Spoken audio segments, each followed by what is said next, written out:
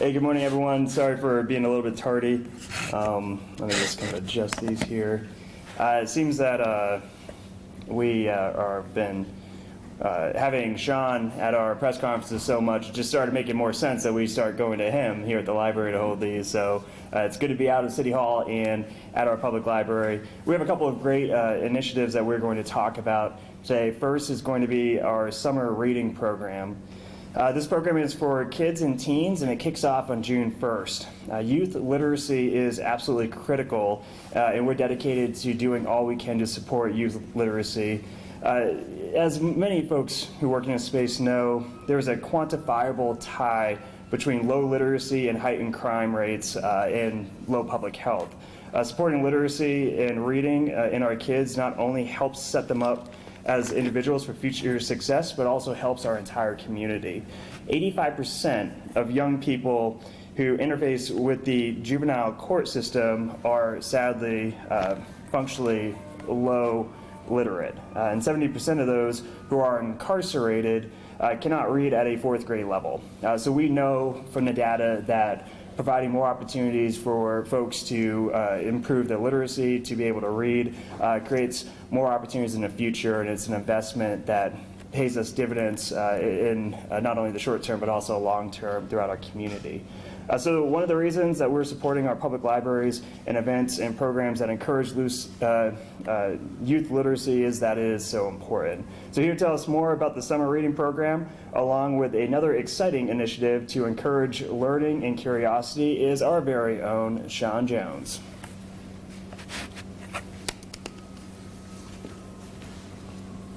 Thank you, Mayor. This will be the last time I'll be at a briefing for a while, so I won't steal your limelight anymore. The Wichita Public Library is excited to announce a more normal approach to summer reading program for area kids and teens this summer. If you remember last year, we went mostly virtual, so it'll be nice to kind of go back to a little bit of a normal pace this year. Registration begins on Monday, May 17th online at wichitalibrary.org/summerreading. The Reading Challenge kicks off on Tuesday, June 1st, following the Memorial Day holiday. This year, we're exploring Tales and Tales with fun reading challenges and early learning activities and in-person and virtual programs all summer long. We're excited to once again offer the Baby Bookworms program for our early learners ages 0 to 2. This program features early learning activities guardians and children can do together that help create young readers. Customers are challenged to complete 15 of the activities to win prizes. We're also offering the Kids Read and Teens Read programs. These programs challenges kids ages 3 to 11 and teens ages 12 to 18 to read 1,000 minutes this summer with prize awards at the 200, 400, and 1,000 minute marks. Kids and teens can go the extra mile and read 2,000 minutes for a chance to be entered in special prizes. Programming is going to look a little bit different this year. We're utilizing all of our resources to provide kids and teens a variety of in-person and virtual programs this year, including a free outdoor concert series called Live at the Park, held at Nafsker and Clapp Parks, featuring family-friendly bands and entertainers. Outdoor events at the Rockwell and the Westlink branch libraries, including a build-your-own kite program and a visit from Tanganyika Wildlife Park. Virtual programs, including our Teen Topics and Teen Make and Take series, and special live Zoom programs from guest performers. And finally, we're setting up a Vimeo account with tons of virtual story times featuring our favorite youth services librarians that our kids are sorely missing over the last year, along with other special programming through this platform from guest performers. Registration for Vimeo access codes begins June 1st. And again, registration begins May 17th. We're really excited to offer the summer reading program in a more normal capacity this year, and we can't wait to read and have fun all summer long. And again, more information is available at wichitalibrary.org/summerreading. Another exciting piece of library news I'd like to share with you is the creation of our Library of Things. The Library of Things will circulate non-traditional materials to customers. This will be a phased introduction to the community this summer as we are working with our vendors to finalize plans for these items. To start though, we are happy to introduce our STEAM to Go kits, which are underwritten by the Georgia Aikens family through support of the Wichita Public Library Foundation. There are 12 STEAM to-go kits available to borrow. Each kit comes with a different themed activity and books that take learning to a whole new level. These themes can include electronics, coding and bots, machines and contraptions, and rocks and fossils. Customers can visit the online catalog right now by searching STEAM to Go in the search bar and place holds on these kits. These kits are eligible to borrow beginning Monday, May 17th. As I always say, there's a lot of fun things happening at your Wichita Public Library, and please make sure you follow us on our social media accounts, Facebook, Twitter, and Instagram to stay up to date with the latest library news and exciting information. Thank you. Thank you, Sean. I'm looking forward to getting my children hopefully enrolled in incentive program for reading right now. My oldest, if he reads a chapter, he gets to sleep in the same bed as mom and I, and that's been really messing up my sleep lately because I usually wake up with a foot in the face. So maybe getting him into a program like this will help be an alternative. So next thing we're going to talk about is the One Small Step program. So up next, I'd like to welcome Dave Isay to Wichita. Dave is with us from Storycorps, which aims to record and preserve the voices of Americans across all 50 states. This is Dave's first time here in Wichita. I think this morning is when you flew in? 2 days ago. 2 days ago, okay. So Storycorps, so we're glad to have you. Storycorps launched the One Small Step initiative, which invites people with different views and political backgrounds to have open, candid conversations and connect through their shared humanity. One Small Step selected Wichita as a pilot project last year and has been working with the community this week to bring us a special announcement. So Dave's going to come up and give us that special announcement. Dave?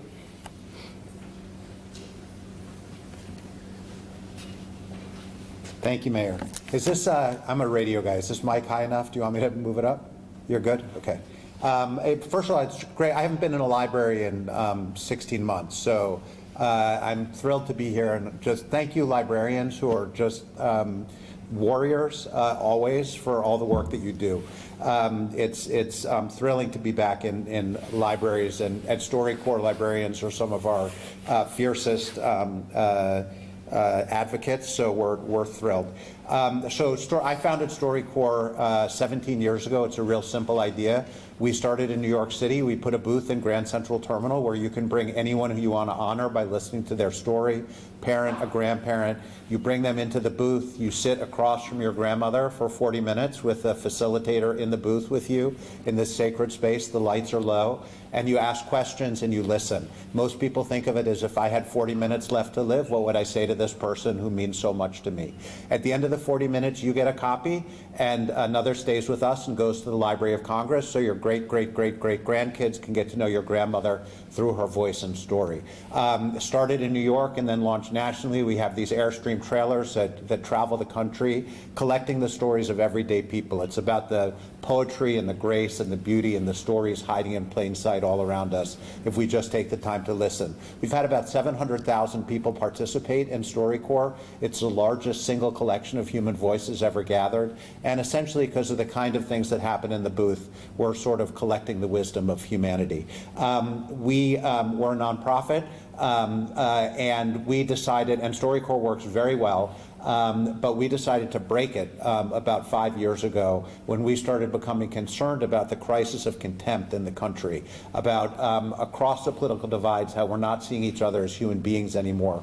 This is not about the fact that we argue. Arguing is healthy. It's the dehumanization and contempt across the divides. A democracy can't survive in a swamp of mutual contempt. So our Hippocratic oath is we do no harm to people. So for many years, we tested a new way of doing Storycorps interviews, which we call One Small Step. One Small Step brings strangers together across the political divide to have a conversation with each other about their lives, not about politics. It's based on a very well-studied theory in psychology called contact theory that says that under very specific circumstances, if you bring people who are enemies or feel like they might hate each other together for an emotional conversation. At the end of that, you can see really radical change in how people feel about each other. If you do it wrong, you can make things much worse. If you do it right, you can see really extraordinary results. And we have seen extraordinary results with One Small Step. Tested it for years, and we launched in 4 cities. We picked 4 cities across the country to launch this in. Launched a few months ago, obviously in the middle of the pandemic. Wichita was one of them. We believe in Wichita. We're going to stay for, it was supposed to be for 1 year. We're going to stay for at least an extra year. We'll be here for the next 18 months. We want everyone in Wichita to participate in One Small Step who wants to. Very easy to sign up. Go to takeonesmallstep.org. We also want everybody in Wichita to know that this is happening. We believe that the people of Wichita have the courage to listen to one another, have the courage to show the rest of the country how this can be done. Because the dangers of us not treating each other as human beings, the multi-billion-dollar hate industrial complex in media and social media that has risen up to divide us is an existential threat to this country. I want to show just a very quick there are many Storycorps stories. I want to show a very quick, very short excerpt of a One Small Step conversation that happened in Wichita, government conversation. Vice Mayor Brandon Johnson and Councilmember Brian Fry had a One Small Step conversation about working across the aisle. So let's take a look.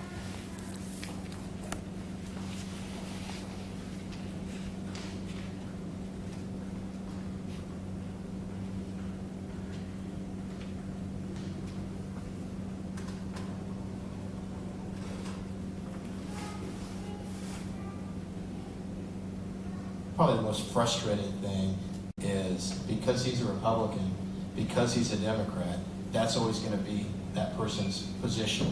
Don't lump us just as a party.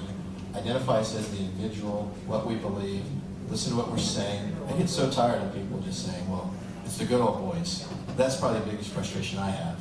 Yeah, I have to tell people all the time, nobody's having a secret meeting Right. and saying this is what we're going to do. Right. Information is presented, we go through it, we talk, then we make a decision. Right. And that's it. You know, we all come to our own conclusions. People get in these roles and have an automatic distrust because someone's on the other side of the aisle. And I don't feel that way about you, and I never have, and I hope you feel the same way about me, because it is how we're going to continue to make strides. We all work together, we live together, we're all in this together. And what better way to show that than having conversations?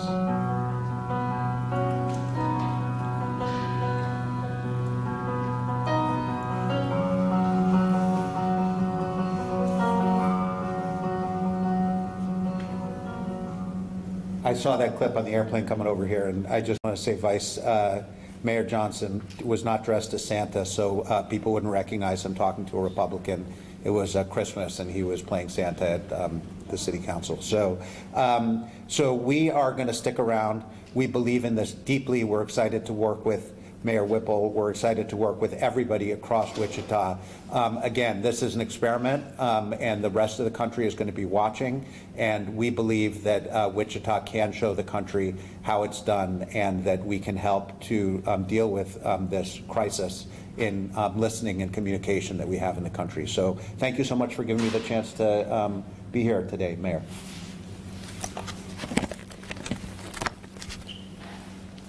Of course, thank you, David. As was just point out, Vice Mayor Johnson did just walk in. I thought he was going to explain to us what he was wearing in the clip, but Dave did a good job explaining it. So the Vice Mayor is with us. Thank you, Vice Mayor. So this is a great program for our community and the nation as a whole. I had a chance to have a conversation with Dave on our monthly show, What's Up Wichita. And during that filming, Dave mentioned that he thinks Wichita, from his experience here, can be one of those communities that are leading the way on closing the partisan, almost tribal divide, and filling that space with more humanity, with more with more stories that bring us together to help us heal our nation.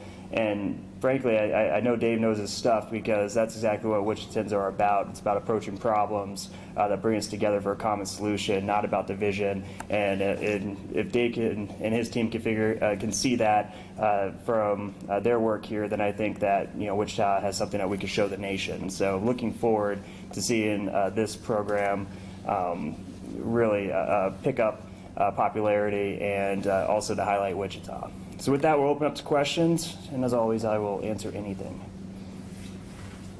Mayor, about the summer program, there's always been that concern, especially from last summer, that crime was up and the youth were involved in a lot of drive-by shootings and stuff like that. Do you think participation in this program, now that things are starting to go back to normal, would hopefully reduce the crime in the summers? So we always see crime go up in the summer, particularly with youth, because people are out of school. And so we always see an uptick. Young people who might not be plugged into something positive might be getting in trouble. But of course, some of the cases you mentioned, there are extreme circumstances where violence is happening. One of the things that we have done since I've been mayor is we have more money and resources going into our our community center policing than ever before. But on the other end, we need to make sure that we are fighting the variables that cause crime. And we have more money going in to social services, over $10 million, or 12.5 in homeless prevention this year. That's more than the last 5 years added up. And so how do we complement this with other programs, particularly with young people, to give them more opportunity that will lessen their likeliness to get involved in crime? And what the library is doing here is part of that, where by having not just helping with literacy, which we shows is a variable to help create opportunity in the future, but also ensuring that people have a safe place to go. This library is beautiful. We have one of the best libraries in the world right here. It's brand new. And so we want to bring people together in a safe place. We want to expose folks to not only to the library programs, but to the other programs we have in our city that can really bring purpose to, I think, this summer for young people walking in not knowing how they're going to make the best of it. So yes, to answer your question, it's complex, and I think that this is a piece that will help give young folks a safe thing to do during the summer that hopefully will lessen the type of activities that could get them in trouble. I'll call on you if you don't have questions. Nothing? All right. Hey, thanks a lot. We also have Johnson, who I think is still here. Can't see him. There he is. Dave is here. If there's anybody who wants to meet with any of us afterwards, I think we'd be happy to chat. And Sean's here, of course, so that we can also chat. Sean, I can't wait to see you at the next one of these. Thank you, guys.